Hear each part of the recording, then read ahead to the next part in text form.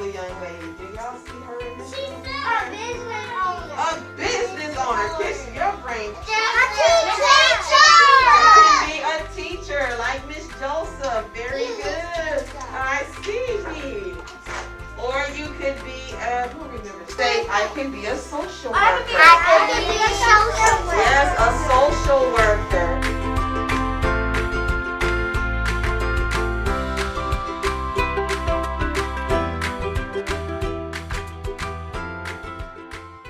Hi everyone, my name is Martinique Brown and I am the owner and founder of Today I Want to Be. We are solving the problem of kids and youth not seeing someone who looks just like them in a variety of career fields. We are a career exploration resource for parents and educators, and through our interactive products and virtual interviews, kids and youth are able to see representation of their race and gender in career fields that they may not even know about. With every product we create, from our educational aids to our apparel and accessories, we are intentional about encouraging and helping kids and youth see that they can become anything they want to be. We are the only company who not only focuses on career exploration for kids and youth, but we also give them an opportunity to ask professionals about their careers every month during our free live virtual interviews as student co-hosts. If you are looking for a company that is dedicated to helping your child or student see that they can become anything they want to be, make sure you visit todayiwantobe.com today.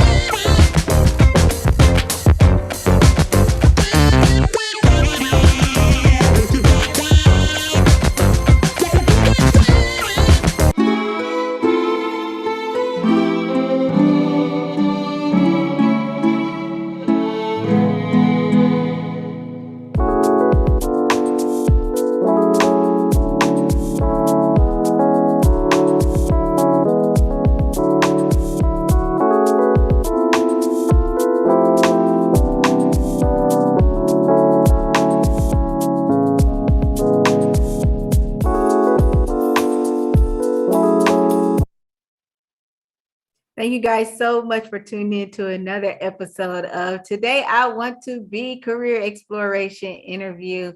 I am one of your hosts, Martinique Brown. I'm so excited that you guys have decided to tune into the show today. I'm really excited about our featured professional today. His name is Cordney McClain. He is the Director of Diversity and Inclusion. We also have one of the best co-hosts around, Catherine, here with us right now. I was about to say in the studio. I don't know if a studio is coming, but we are in our low-key studio. But the great thing about this show is it's actually, we really encourage everyone to be interactive with us. So if you're tuning in from Martinique Y. Brown, or Today I Want to Be, or even Everything Authors, and I'll let you know why we posted it on Everything Authors as well. Make sure you give us a virtual shout out. Come on over to one of those 3 pages. Also, you can tune in from our YouTube page, Today I Want to Be, as well. If you're tuned in from any of those 4 pages, make sure you give us a virtual shout out. Let us know you are in the virtual world. We will not bite you. Another thing is we would love for you to go ahead and share this video now so that more people will know about Cordney as well as his career, and really be able to encourage other kids and youth to explore his career field as well. So now, if you are interested in following up with Cordney or just learning more about his career, his contact information is listed in that description box as well. Now, we also have some products. We have career flashcards that he is featured in as well. Make sure you go ahead and click that link that's right next to that little buggy, that little cart, and you can click on there and you'll be able to look at the different products that we offer as well. Hello, Cordney, and hello, Catherine. Hey, how y'all doing? How y'all doing? So we'll start with you, Cordney. Can you just go ahead and tell the viewers just a little bit more about yourself and how long you have been a Director of Diversity and Inclusion? All right. Well, hello, good evening to everyone on. My name is Cordney McClain. I'm Director of Diversity and Inclusion within the Price College of Business at University of Oklahoma. Born and raised in Oklahoma City. Went to OU in my undergrad, graduated from there. Was able to become a member of Kappa Alpha Psi Fraternity Incorporated. Throw that shout out there. After I graduated, I didn't know what I wanted to do. Everyone in my family, because I like suits, just I don't know, so always wanted me to be a businessman, but nobody really told me about owning my own business or anything like that. So all I thought about was being successful, getting degrees and being successful, whatever that looks like. I'm 36 now, and I'm just finding out that success is really coincides with your passion and what you're happy with, not really money or the particular business that you work for. But so I got my master's after my undergrad. Always stayed in Oklahoma City. I think I was afraid to move. I think that's why I'm still here. Everybody keep telling me I need to be in DC or Houston or Atlanta or something like that. I think maybe I was just afraid, but now I'm married with 2 kids and I don't want to go anywhere.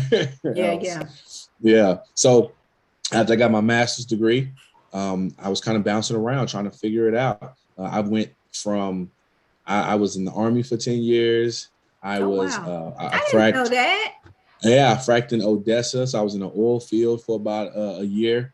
I was a finance director for used car sales. I was for 8 years, I was a contract negotiator for Boeing and, corporate America. Went to Tinker Air Force Base for a little bit, did the same thing, contract negotiations, and all of that, just trying to figure out what my passion was. And then, I'll be honest with you, I was depressed because I was not enjoying things I was doing until I realized what is it that I enjoy, period.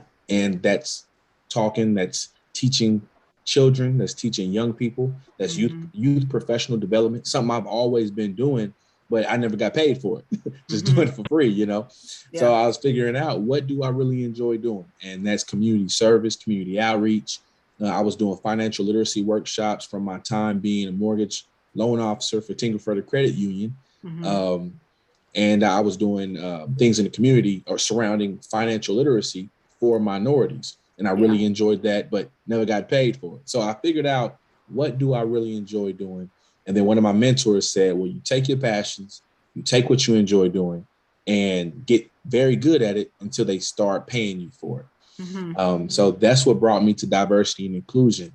The first time I ever seen it was with one of my best friends, Dr. Kenneth Chapman, and he opened the doors for the department at OU back in 2015. And I had never heard about diversity and inclusion at all. And then I started researching, start going to summits and conferences and really trying to get my knowledge up on it.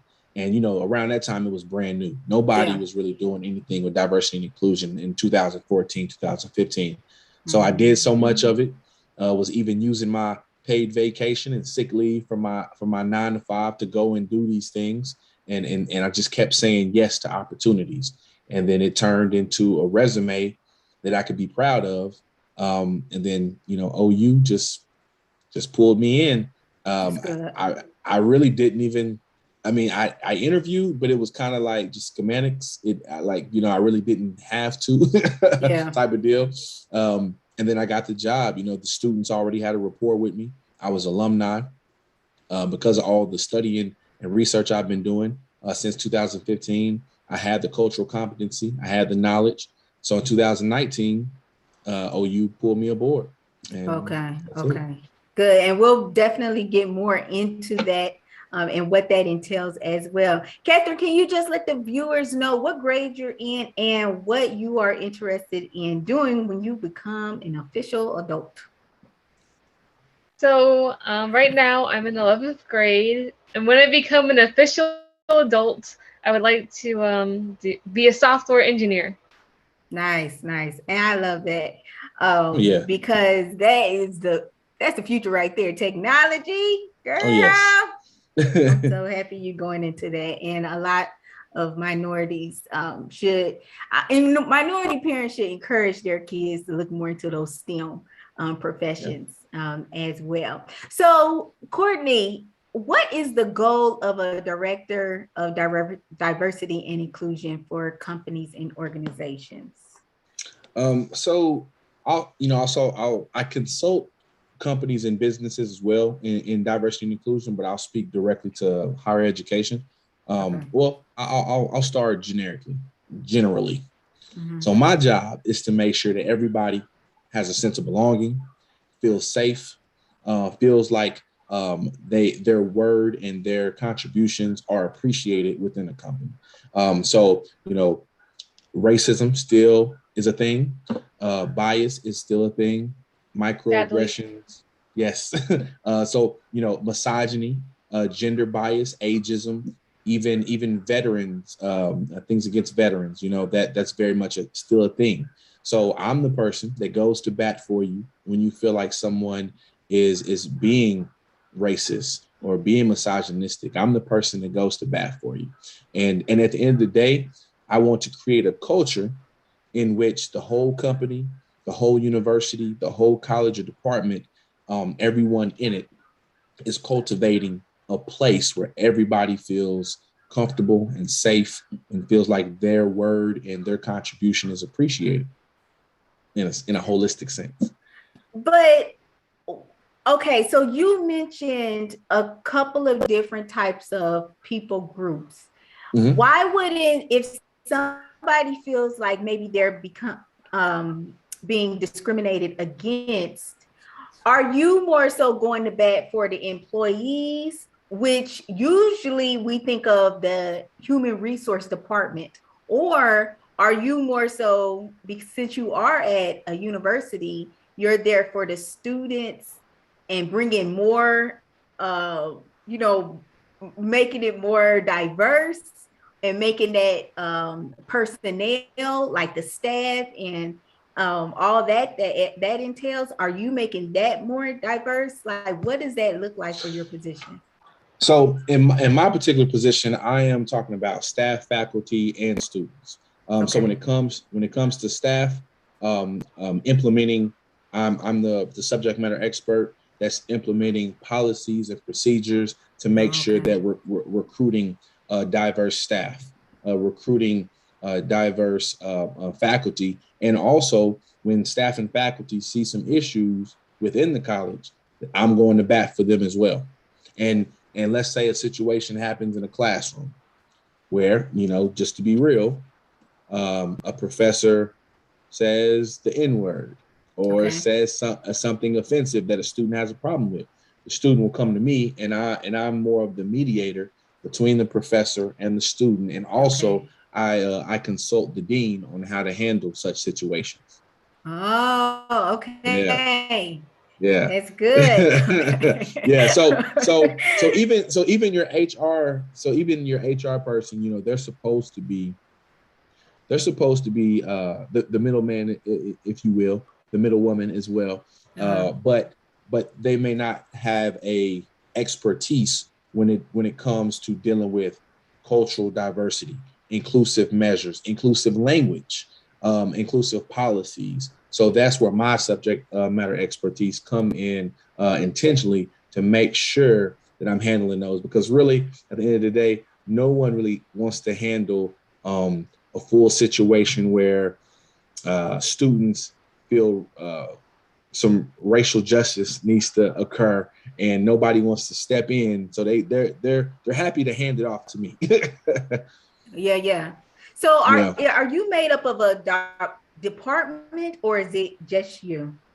So that's a good question, because a lot of different colleges, universities, they don't even have a delegated person that their 9 to 5 is my job.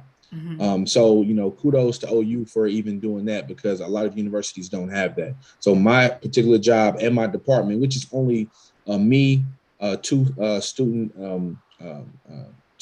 students that work within another department, but we kind of pass them around. They're different workers. Yeah. So we have 2 different student workers, and then my assistant, Miss Coretta, which I call her the boss because she knows so much about everything. But yeah, it's only really 2 of us. But I will give props to OU for at least having 2 of us. But I'm within the business college. We also have a VP of diversity and inclusion, which she controls the policy and procedures over the whole Norman campus. Okay. Yeah. Go ahead with your first question, Catherine. Okay. So I want to know, I know you mentor students, so how does that impact the entire community? So when you mentor, how does that impact everyone as a whole? Okay, so one thing that I like to brag on is the fact that I'm in this space. I'm culturally competent, but I also have corporate America experience. Not to talk down or diss anybody, but other people in higher education, a lot of times the only experience they have is higher education. So they don't really have that hands-on corporate experience. So when certain educators say, "Oh, just be yourself," just walk into these spaces and authentically be yourself, it's not realistic.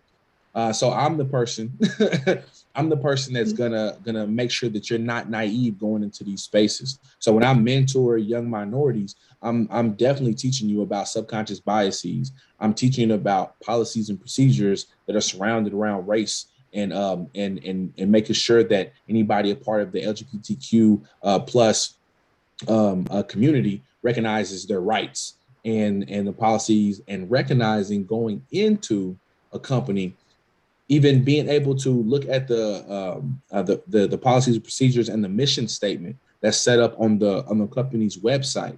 So even when you take an internship or when you take a new role and you're going through the onboarding process of a new company, you recognize, okay, are they really taking inclusivity measures, or is it just for show? So you just say it. Exactly. So my thing is to make sure to give you all the game, to give you all the knowledge. So when you step into these spaces that are usually predominantly white institutions, you're not naive and you understand how to navigate these environments. And to me, when it comes to educating the community, that means that I am preparing a large mass of minority students, no matter what your background is. But marginalized groups of students. And when I say marginalized, that's a big bandwidth of different types of people, but they're not predominantly white males. middle-aged white males. So when I talk about that huge bandwidth of, even when I talk about class, poor white kids can also fall into that marginalized gap. So when I talk about all these students, I'm able to educate and make not naive all of these students that are then going into corporate America and understanding how to navigate these spaces. Even when I talk to young white males about diversity and inclusion, I'm educating them. So when they use their privilege, they use their privilege wisely when they go into corporate America. Because now, because of their skin color and their background, let's be real, they will get the upper hand in most situations. But now when they get the upper hand in most situations, they have the mindset that I put into them and my cohorts at OU with diversity, equity, and inclusion as their mission. They go into these spaces understanding that I have a duty and I have privilege to make things better for other people that aren't like me. That's good. That's good. So, Catherine, I have a question for you. When Cordney talks about the white male sometimes or typically has like maybe the first dibs on something, like as a Black young lady, what do you begin to think about like for your future and like what it looks like for you now? What do you think? Well, it's hard for me to see that as like it. You say like white males have most like the privilege, right? And I see it's true, and it sort of just makes me feel upset. Mm-hmm. It's not fair that I can put in a lot of work and like someone just because of their skin tone can get that position, even though they put in less work and I put in like, a lot more. But besides that, there's also like in general in more industries, like specifically if I talk about chorus. In chorus, men usually get higher positions faster than women. Like in performing arts, it's usually the men who get the positions. And there's like in my school, there's like 4 different courses for women, and women have to work really hard throughout their 4 years to get to the highest point. With men, they can get to the highest point in their second year. They don't need to work nearly as hard, and that's another reason why we have a lot of struggles in our choirs, because the men, the guys, they don't work as hard because they didn't need to put in as much work.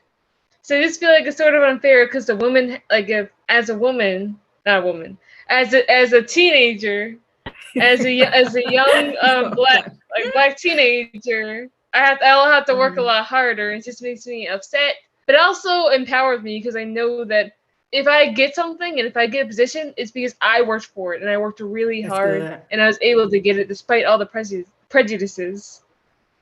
How do you stay encouraged though? Like, why wouldn't you just leave the chorus and be like, you know what, I don't have to deal with this crap?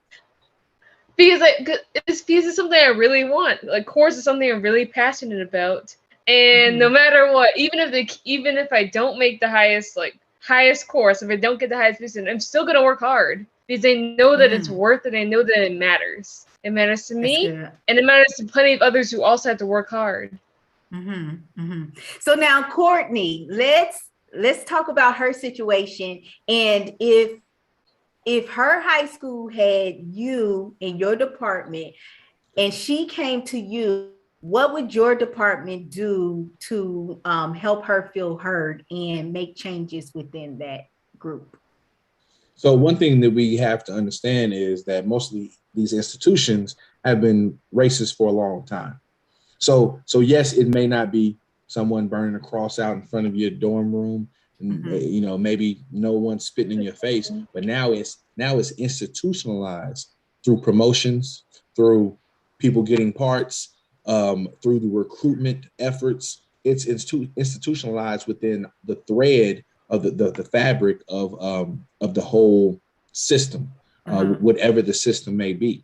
So first, we listen to her. We'd have to assess whatever the prejudice is going on, that how you feel. We have to assess if it's really there, because honestly, it's hard proving that it was biased. Sometimes it's very hard, But if it's a regular occurring thing that's happening with the department, then we have to take note. So then that's when I have to go in and I have to research. I have to research who's getting all the leads. Then I have to research the percentage of the males getting the leads. Then I have to go and speak to the department heads and see how they recruit, see how they assess who gets what, and then that's when I have to push forward and look at, okay, are there some policies that needs to be changed? Are there some recruiting efforts that need to be changed? Do we need to assess or reconfigure how they're assessing who gets what? At the end of the day, when it comes to diversity and inclusion and equity efforts, if whoever's in charge, if they're not trying to change the system, if they're not putting things in writing, an example I use is President Kennedy, when he talked about going to the moon, and I think 1962, 64, something like that. He said, we plan to go to the moon in the next 10 years, and that's what we want to do, right? So he makes it time bound. He makes it clear and concise what we want to do, and then he measures it. So when a department says, "Oh, we care about providing additional efforts or additional opportunities to women," and they just make a blanket statement, which this happens all the time in organizations. When they do that, that's not being intentional. And a lot of times it's not going to cause anything that's impactful. What they have to do is they got to put a timestamp on it. Okay. So instead of saying we care about offering more young ladies these particular opportunities, we need to say in the next year, we will increase our female roles in such and such time. See, that way it makes themselves accountable and it holds themselves accountable. So the people that's involved hold them accountable because you put a timestamp on it. Yeah. You made it clear and concise what we wanted to accomplish. Those are the things that really show intentional diversity and inclusion and equity efforts. Because you can say you care about something all day, but until you make those particular changes and even put it in writing, that's when the change is going to happen. Was it difficult for you to have those difficult conversations with individuals that may be in charge of maybe certain departments, and you did see that there was injustice or it wasn't diverse enough? Honestly, no. I've just always been that type of person, kind of aggressive in what I believe in. Mm-hmm. And so I don't pity pat around stuff that I believe in. So if I really have a passion for it, I'm not comfortable having the uncomfortable conversations. Mm-hmm. Now I know that with these conversations, a lot of people in the room will be uncomfortable, but just like working out, I'm a gym rat. So just like working out, I understand if you don't stretch and if you don't break down the muscle, it can't build, it can't become stronger. Mm-hmm. So you have to have those difficult conversations. And within that, you're breaking down the muscle, you're stretching the muscle so it can be renewed, so it can come back stronger. So that's the same way that I approach these conversations. Mm-hmm. It should be uncomfortable. It should be uncomfortable for everybody, especially the leadership, because the leadership, you're putting them on Front Street. You're letting them know that you haven't been changing like you should, especially when your demographic of the people that you're supposed to serve is not progressing with the faculty and the staff. So your students don't have that representation. They can't look at any of their directors. They can't look at any of their professors and teachers and identify with them. Yeah, that's a problem. That's a problem. That means you don't have the representation there. And that means you haven't been intentional in making sure that you recruit people that look like the people that you're supposed to serve, which is such a huge element, a very crucial element that we're missing in a lot of educational spheres. To answer your question, no, it's not hard for me at all to have these conversations, but it's hard for a lot of people to hear this stuff, especially because they come off on the defense. So what I have to do is I have to use some of my tact that I learned in corporate America and make sure that I'm not coming off offensive, but it may be uncomfortable. Yeah. And I would think that you will also have to kind of be intentional about the types of questions that you ask so that it's not just a yes, no response as well. Oh, yeah. Go ahead. What was you about to say? Oh, no, I was going to say, yeah, definitely. So you have to do that because once you get the yes, no, it's a lot of gray in there. gray when you're just asking the closed-ended questions. You got to ask those open-ended questions. So even the department heads that may be seen as prejudiced or racist or whatever have you, they can have an opportunity to state where they feel like they can grow, where they feel like maybe they don't have to grow, which most of the time they're not seeing the bigger picture. You know, a lot of times I get questions about how to recruit more Black and brown students into the college or into the university. And I mean, that's a very, very open-ended question asked to me. But then I turn it back on them and ask, well, what have you done without me being in the conversation at all? What have you done to even seek out this demographic? Have you went to go see them? Have you let them know that you want them in your program? Have you tried to build a true, authentic relationship with this group of people? If you haven't, then you haven't even tapped into the simplistic part of the situation. Yeah. And I would think that it will also be important to know the why. Like, why do you even want these type of students, because on your college campus? Because I don't want to just be a token yes. Black woman. and that's what I say when it comes to diversity. Diversity is just a buzzword. It's cute. It's a cute word, right? So everybody's using it. Diversity means that I'll give you an anecdote. Diversity is that I invite everybody on this cast to my house for a barbecue. Everybody's welcome, right? I have ribs, brisket. We're going to hook it up. My mom's baked beans is the bomb. Everybody can come on. But once you get here, how do I treat you? Yeah, that's good. Right? I can take a picture, and I can take a picture of everybody that was at my barbecue. People are going to be like, man, Cordney had a huge, dope barbecue. It was diverse, all type of people, Black, green, red, everybody was up in there. But then when you get here, I treat you like trash. Yeah, I don't talk to you. I don't talk to you. You thirsty. I just walk away from you. Or you say you're allergic to something. I bring you what you're allergic to. All of these type of things is what we're seeing when a program or a department or institution says they want diversity. Yeah, they'll hire a lot of minorities, but then when the minorities get there, you'll see an influx of turnover. You'll see a crazy amount of turnover with Black and brown or whatever the marginalized groups may be. You'll see a huge amount of turnover with that group because once they get there, they don't feel a sense of belonging. They don't feel welcome. So yeah, you can say, I want more female dancers in my such and such program, but when you get there, I don't give you any important roles. You're not given the opportunity to even prove you're as good as the male dancers or whatever. Yeah, you're just there. You're just there for background decoration, and that's what a lot of diversity implications are showing within institutions. You're just there until we start talking about equity, and I don't even. What do you mean by that word, though? Yeah, I don't. That's what I was going to dig into. So I don't even really bringing up equity because to me equity is equality. I'm sorry. So when we talk about equality, I'll give you another anecdote. So when you get to my house and everybody's hungry, and I'm gonna feed you barbecue, right?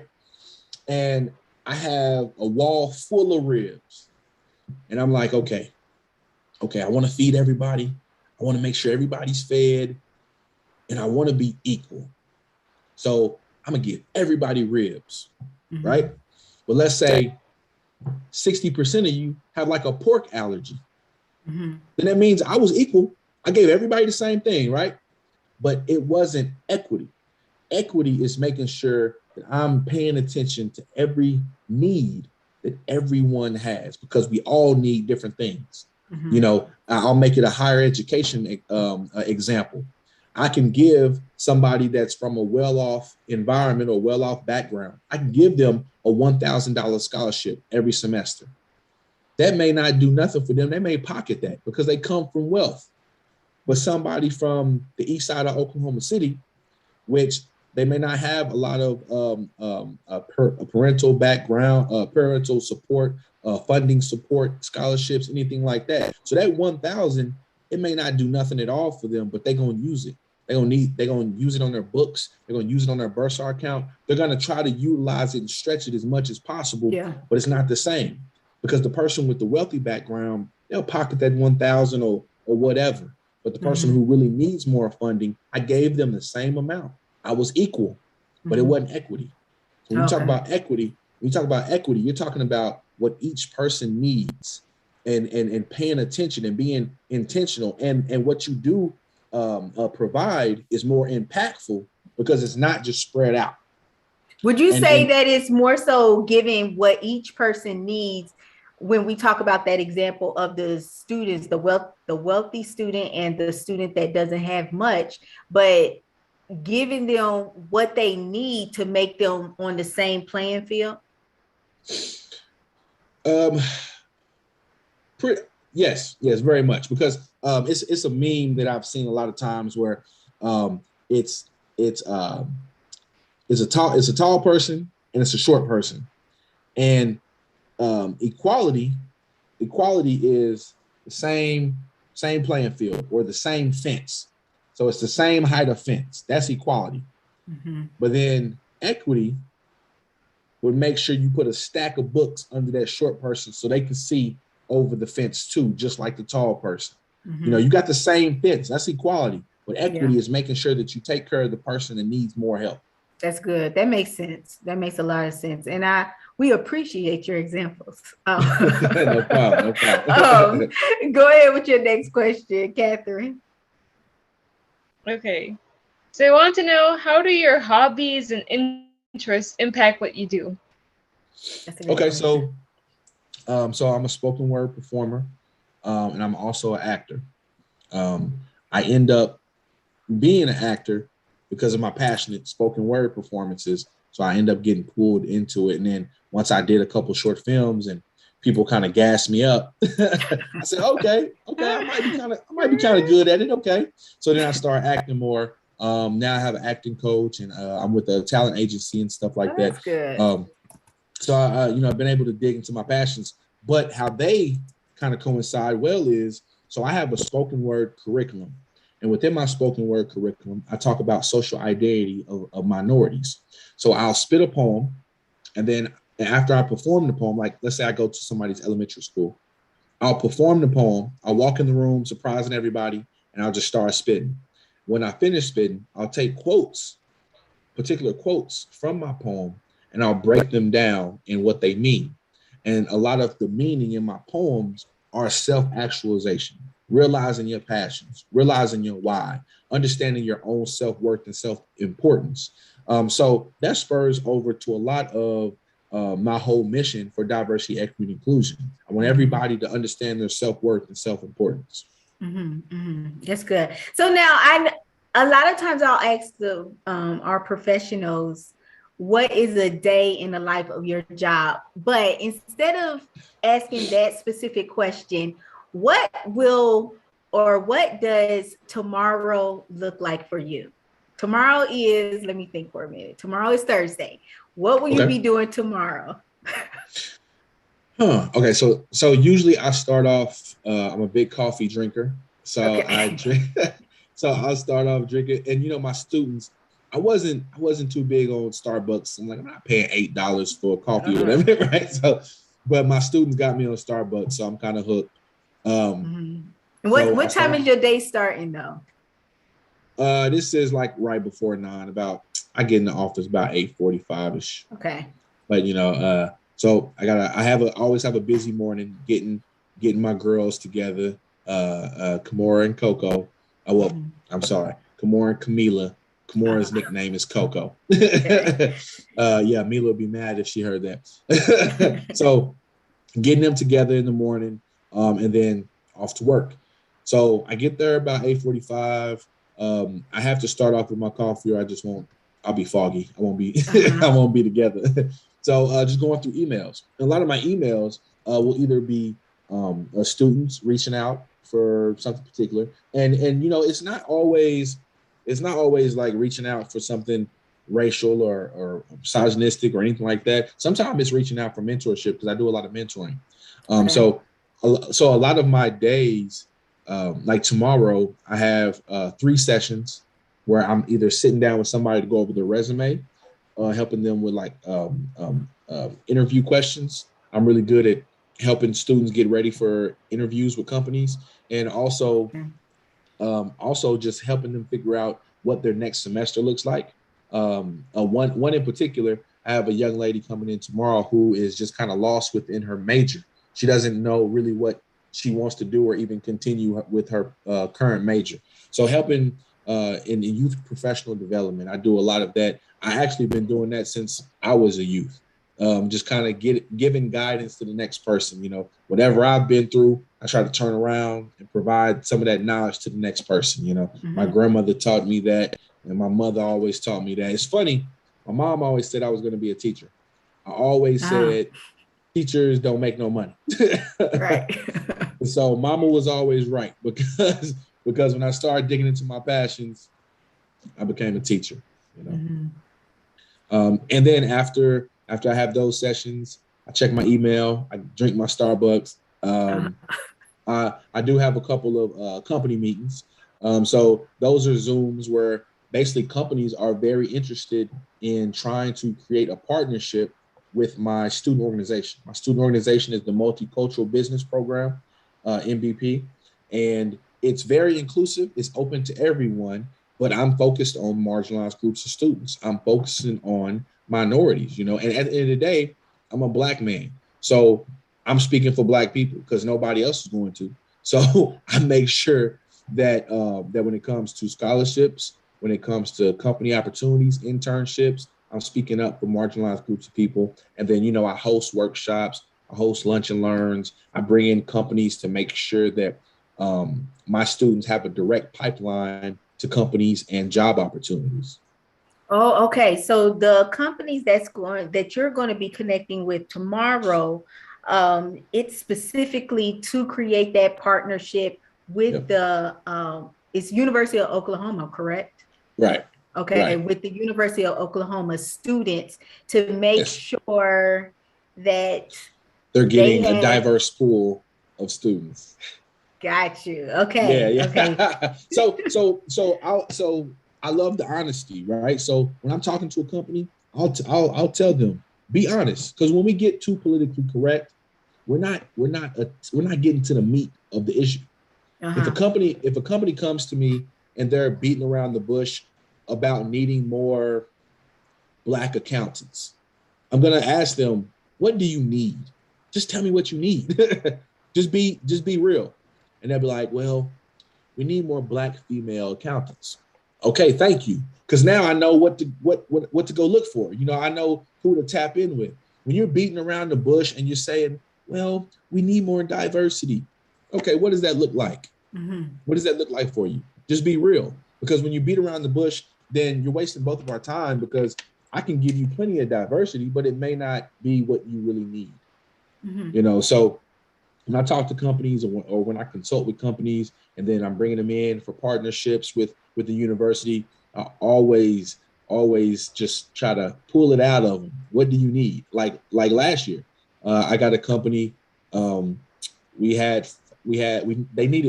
basically needed 5 Black or brown young women that were either in accounting or finance. They tried to beat around the bush too. And I said, tell me what you need. And they said, we need 5 Black or brown women, young ladies with this type of background. I said, okay, I'll get them for you. So I was able to get 5 young ladies internships with a really good company that will probably end up giving them another internship next spring and probably give them job offers. Is it also your responsibility to be that gatekeeper, that if you see that a company will not utilize your students in the correct way, then you will not partner with them? Oh yeah. So what I do is, one, I don't let any company talk to my student before I talk to them.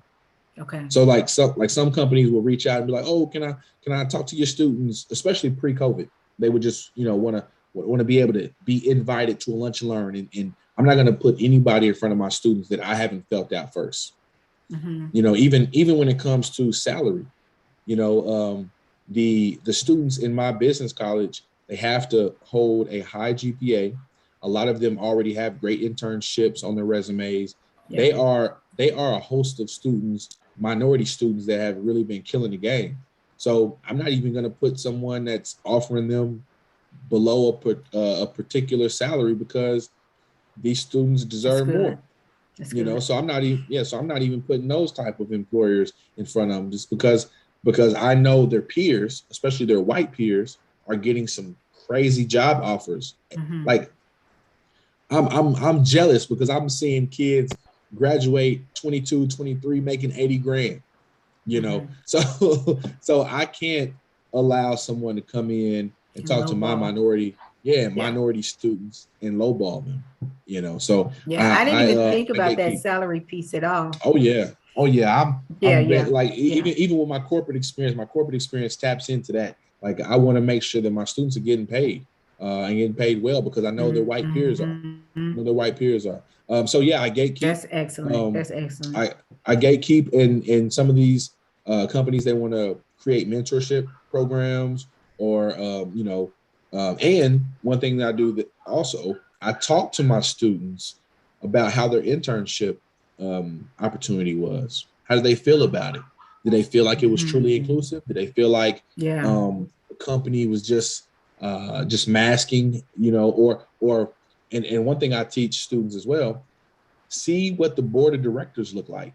See what everyone in management looks like. Do anybody in the management or supervisor role look like you? Because that will tell you a lot about the infrastructure of a company, and it will tell you if you get there, how successful will they allow you to be? Because that's a real conversation. Because you can say, good. "Oh, that's good, Cordney. Come on." Oh yeah, yeah. Because you can say, "Oh, Katie, you can be anything you want to be when you get to my company." But then when you look at my company, you see it's all male. Everybody in supervision are males. Then I want you to be, you can take the job, especially if it's a bag. You can go get the bag, you know, but I want you to be very aware of what the supervisors look like. And it probably coincides very much with their mentality around promotions.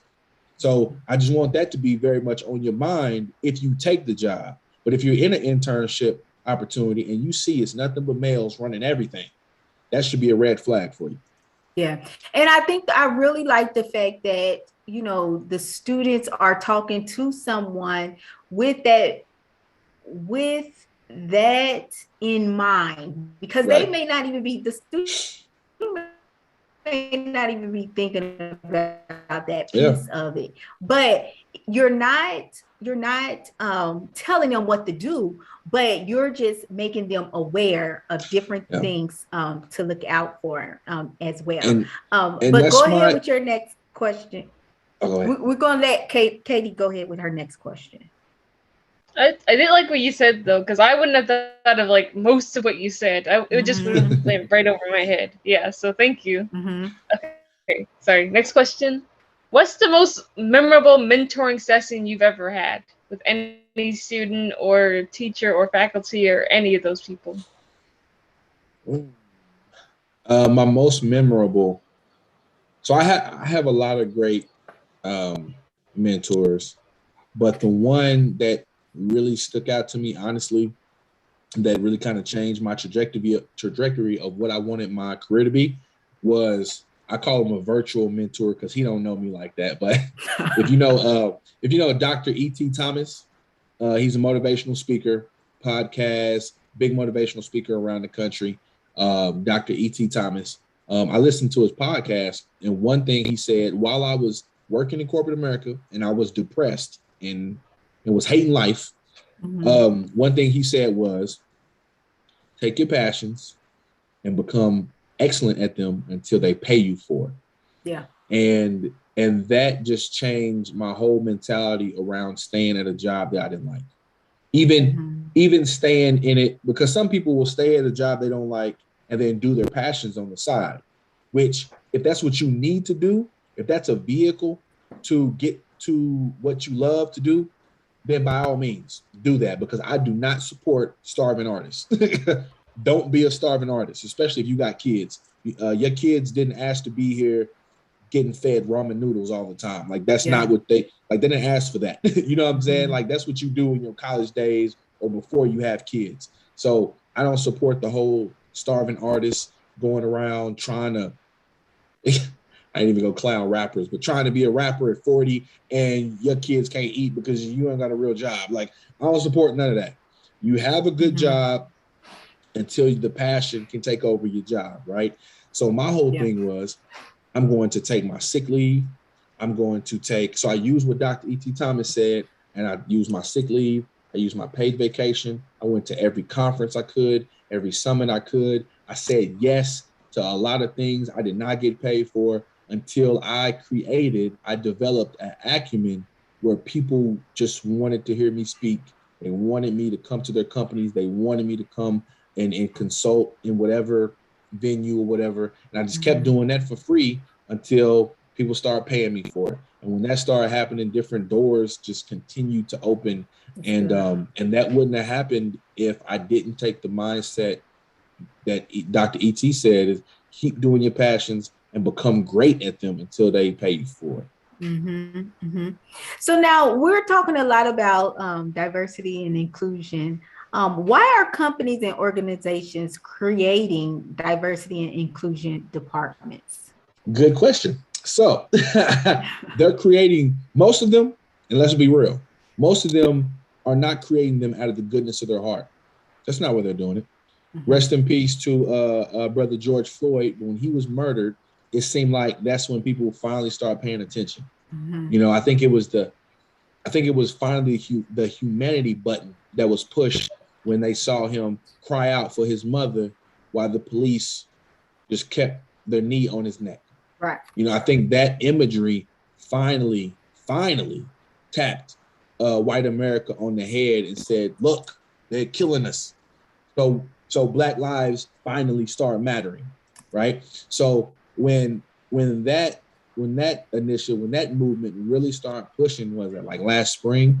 When that really started pushing, I had all these companies reaching out to me on LinkedIn, wanting consulting, wanting complete overhauls of what they thought their D&I should look like. Because before George Floyd, it basically was just a little mark on their website. They really wasn't talking about anything. Even their employee resource groups, they really weren't doing anything impactful. You know, they might have something for Black History Month, or they might do something for Cinco de Mayo or something like that. They dang sure really wasn't doing nothing for any transgender groups. So, you know, they really wasn't impactful. They weren't intentional about making people that wasn't like the majority have a sense of belonging.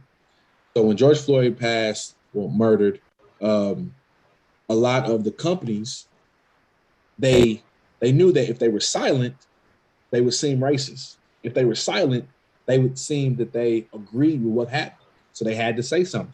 The thing about saying something is now people are going to hold you accountable. So when you're held accountable, you have to put in some action. Your employees are going to hold you accountable. Your stakeholders are going to hold you accountable. Your customers, the people you serve, are going to hold you accountable. So they have to put something in place. So I really put a lot of what's going on in America right now and in companies with diversity and inclusion, really with George Floyd. A lot of things started happening after he was murdered. Now, it was plenty of companies doing things before that. You know, I've had companies with partnerships that have been donating a good amount of funds since 2015 to my department. And those are some of the spearheaders. Those are some of the leaders in their industries that are doing that. They had the foresight to make those type of changes. And even when I talk to the past students that have graduated and went on, that they interned and went on to work for these corporations, they say they felt a sense of belonging. They felt like they really do have inclusive measures within those companies. But for the most part, a lot of these companies are doing it because Black lives finally matter. That's the answer.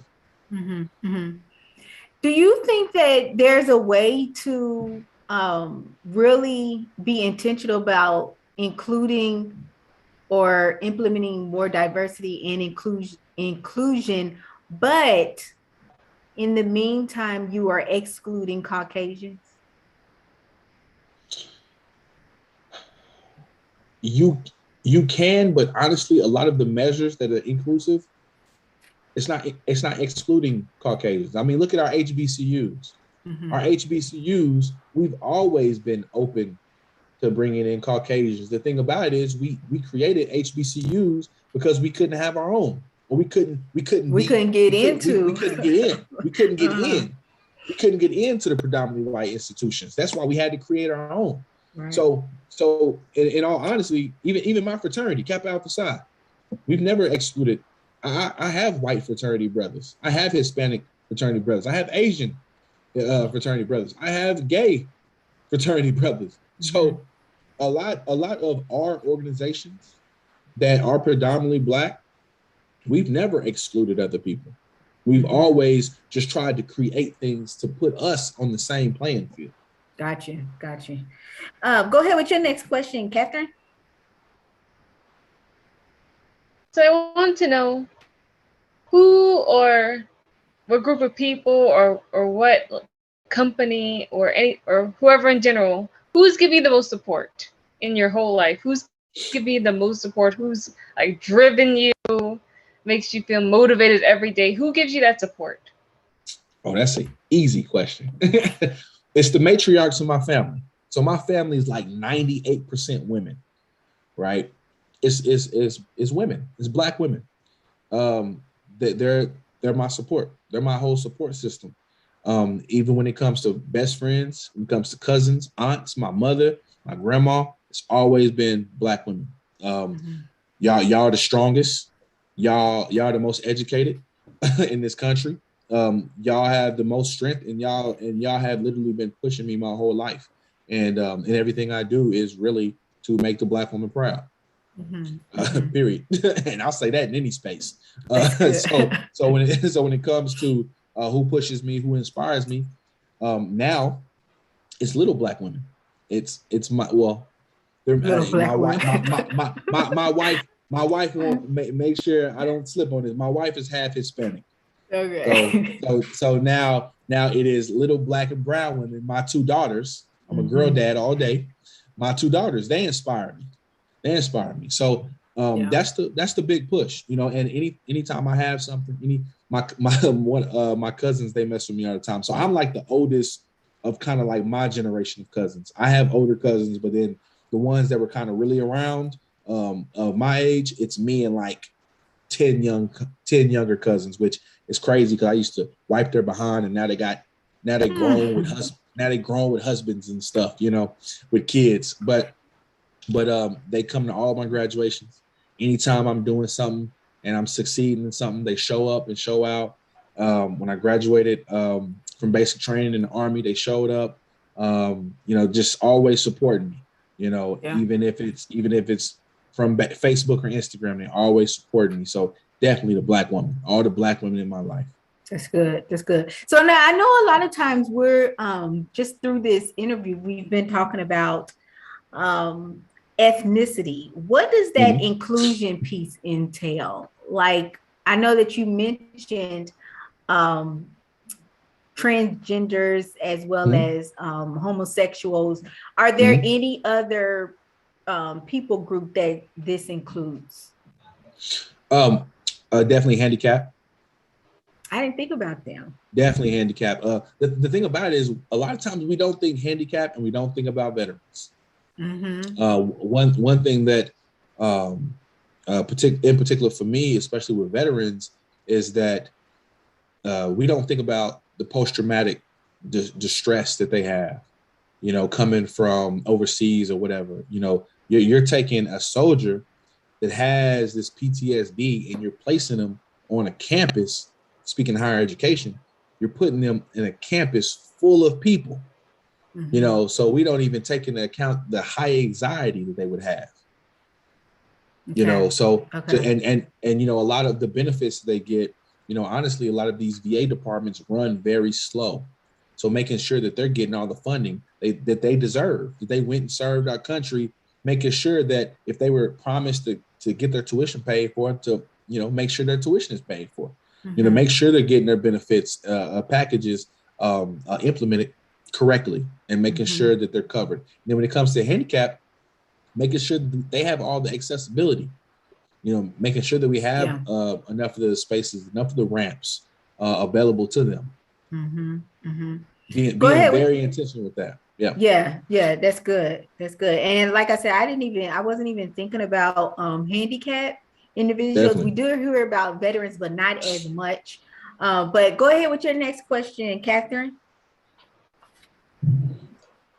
So I wanted to know, do you think you could have accomplished as much as you had without your support behind you? No, but I will brag on myself and say I am very intrinsically motivated. Mm-hmm. You know, so I grew up around drugs, gangs, violence, and like I see my cousins, I see my peers, either they dead, went to jail, or currently my age, still selling drugs and such, right? And I've always wanted to research. Like if I ever go get my doctorate, this is probably gonna be my dissertation. I want to research two of the same, well, not same, but two very similar individuals growing up in the same environment, same circumstances, but one goes this way and one goes this way. Like to understand how the brain works and how self-motivation really kicks in. So I will say I'm very self-motivated, but I get that from my mama. Mm-hmm. You know, I watched my mother work 2 jobs dang near all my life, you know, always supporting me. Even when she didn't show up to my basketball games, I felt some type of way. I knew what she was doing. She was working. Mm-hmm. She was at work. You understand. You know, especially as an adult, I definitely understand now. The great whole, like, I wouldn't call it 180 about that is, when I was a kid, I was mad about her not coming to my games and stuff like that, and my awards assemblies and stuff. Now, as an adult, she's at everything. She's in my poetry shows. She's at, when I got 40 under 40 last month, she was at my ceremony. She's at, you know, when I graduated from basic training. She's in all my everything that I'm doing, accomplishments. She's all in there now. So it come like full circle with that, you know. But she pushed that into me. She made me self-motivated. Mm-hmm. You know, so you know, I can give myself kudos all day, but without God and my mother, I wouldn't ever had that intrinsic motivation that I have. Yeah, that's I think good. a lot of other people, or a lot of other like Black young men had a similar situation to you, and do you think that they also would have needed similar, like if they had similar support to you, they would have went a different way in life? Yeah, and even though I can say that we came from, you know, similar backgrounds and such, I don't know what their mother was like. You know, I mean, you know, I don't know. You know, I can say that I know individuals whose mothers was strung out or not present, and their fathers wasn't present, so they had, like, you know, no one to instruct them or guide them or put that motivation into them. And I can say, yeah, I grew up in the same, you know, same environment, but in the home, my mother held it down.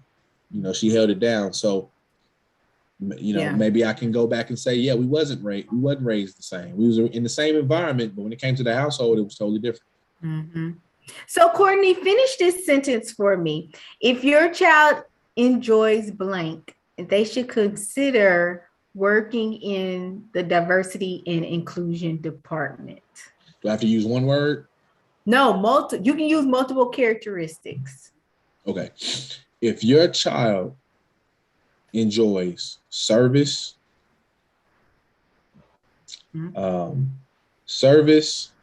people, and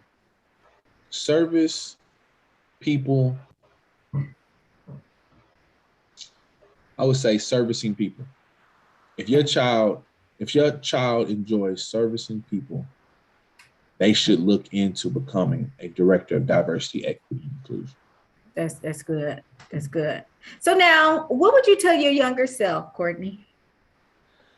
15, 16-year-old Cordney, what would you tell yourself? I would tell my younger self that don't focus on the money. Mm-hmm. The money, if you focus on the passion and you focus on what you love, the money will come. But you have to be strategic. Mm-hmm. Be strategic. Talk to us about that Don't be part. starving artists. Yeah, don't be a starving artist. So when I say strategic, as in network, build relationships, choose your mentors wisely. A real quick thing about mentors is I've had some mentors that you have lunch with them and they'll never put you on game. They don't ever try to give you any tools or anything like that. They're basically sitting in front of you bragging about how they've accomplished so much. That's not a real mentor. Yeah. You know, and also find you some real authentic sponsors. The difference between a mentor and a sponsor will bring your name up in rooms of opportunity that you're not That's even good. in. Mm-hmm. That you're not even in. A difference between a mentor and a sponsor. A mentor will sit down with you, put you on game and such. Even look at maybe like a big brother, big sister, something like that. Maybe even a second father or something like that. But a sponsor, they have the resources, they have the network, and they will mention you and bring your name up in rooms of opportunity. That's good. That's great. Be wise with those. Be wise with those, and go and study. Study. I made good grades, but when I got to OU, I was not prepared. Oh, and back to the money thing, because I can talk to my 16-year-old self all day. Back to the money thing. Don't worry about the money, and don't worry about bills. Because see, I missed on a lot of opportunities and a lot of internships because I was afraid, because I was paying for a lot of stuff to put myself through college as an undergrad. And my mother helped, of course, and I had financial aid and things like that a little bit. But I kept 1 to 2 jobs the whole time I was in college. So I worked dang near 30 to 35 hours a week the whole time I was in college, and I always took 15 to 18 hours every semester. Yeah. So pushing myself to the limit, right? And I didn't quit my job to take opportunities, to take internships, because I was afraid that if I took this summer opportunity, this summer internship in the fall, how was I going to pay my bills? I should have quit that job. If they wouldn't let me come back, I would have quit that. I should have quit that job. So don't worry about the money. Don't worry about paying bills. You go for your passion, but you be strategic in the manner in which you do. Definitely. So shout out to Rachel Hunter. She said, I am happy to see that there are men of color in these positions. Also, shout out to Evelyn Whitney, who's tuning in as well. Thank you guys so much for tuning in. Make sure you go ahead and continue to share this video now so that more people will know exactly what a director of diversity and inclusion does, as well as they know more about Cordney. Now, Cordney is also a poet and an author. So if you're interested in any of his books, if you're in the Oklahoma City area, make sure you visit that description box so you can stay connected with him as well. Now, last question to you, Cordney. Why did you want to be a part of the Today I Want to Be products? Because it had to do with children. It had to do with youth. So when you contacted me about the calendar, what was it, like a year ago now? I know. Can you believe it? Yeah, man. Lying. COVID made the year go so fast too. But being quarantined. But the whole anything for the youth. Even though like I'm a paid performer now, most of the time if it has anything to do with youth, I'll do it for free. It's just the whole thing about. And I'll quote one of my mentors, Eric June Hale, out of Dallas Fort Worth area. He's like, I think he just went to the White House. He's one of the top elementary school teachers in the nation. Shout out to Eric. But he said, I teach like I'm chasing after the ghosts of the educators that I never had. So I've always wanted to be a great example for all the little boys and little girls that don't have that example. Like, one thing that I'll always remember as a youth was seeing NBA players say that they don't want to be examples or they don't want to be role models. Well, I'll take that up on myself. I'll take that burden. I'll take that burden. I'll be your role model. I'll be your example. you can look to me. I'll be that for you, because I didn't have that as a kid. I took pieces from individuals that I appreciate. I took pieces from people like men specifically. I took pieces here and there of what I appreciated, but I didn't take everything, because I couldn't look holistically at that person and appreciate everything about that man as a role model. I just took pieces, bits, and everybody has their vices. Everybody has little things that's wrong with them. And I dang sure not gonna sit here and say I'm perfect, but I will take that burden. I'll put that all on me. So if you want to watch me, see how I'm moving, I'll take all of that. And I when you were talking about that, I do have another question just about your position, your department in general. Do you think realistically that your department, diversity, equity, and inclusion, are you all around for the long haul? You know what I'm saying? Because like in a perfect world, we should not need these type of departments and organizations and companies. But what is your thoughts? That's a very easy question for me. I think that as long as leadership allows us to be in these spaces, we'll be here. But the minute they think that, for instance, critical race theory, if you're not familiar, it's an act that just got passed not too long ago, basically stating that we can't talk about race at all in classrooms, because if you talk about race, then it makes other people look evil, makes them look bad.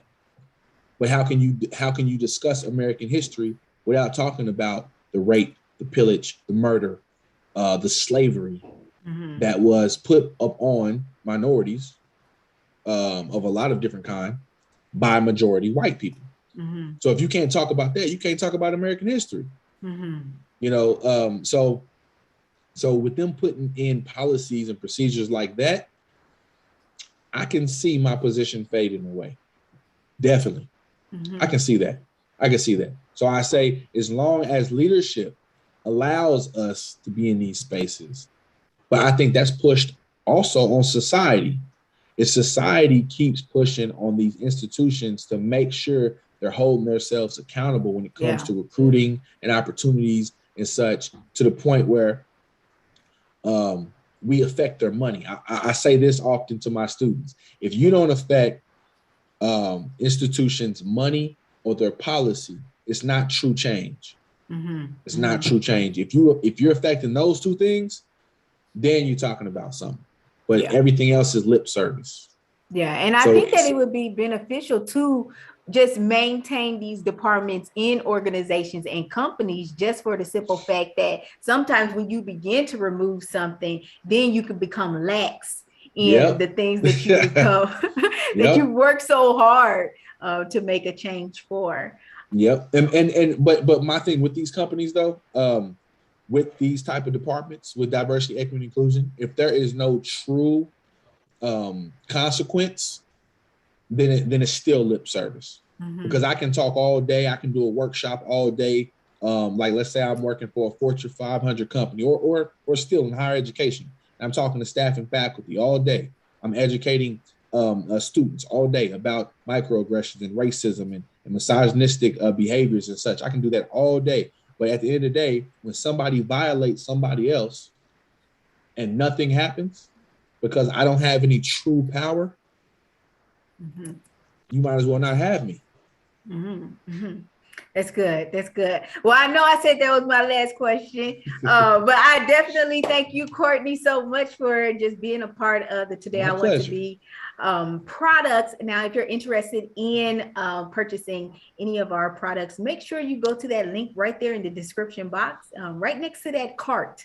You will actually be able to see the different products that Cordney is featured in, as well as I definitely thank you, Catherine, so much for your great questions. We talk a lot about, my questions was more so towards, being him and his role, his everyday role. But I love how Catherine really incorporates, like, okay, this is your 9 to 5, but how are you really impacting Right. your community as well with Yes. this, you know? Yes. And so Yes. I definitely appreciate your questions and your way of thinking, Catherine, as well. I thank our viewers so much for taking time to watch another episode of our Today I Want to Be Career Exploration interview. We definitely hope that you guys have a great remainder of the night. And if you have not shared this video so far, make sure you go ahead and share it so that more people will know about Cordney, as well as all of the different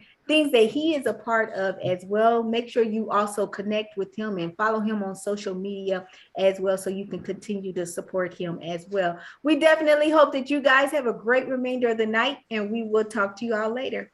Bye-bye.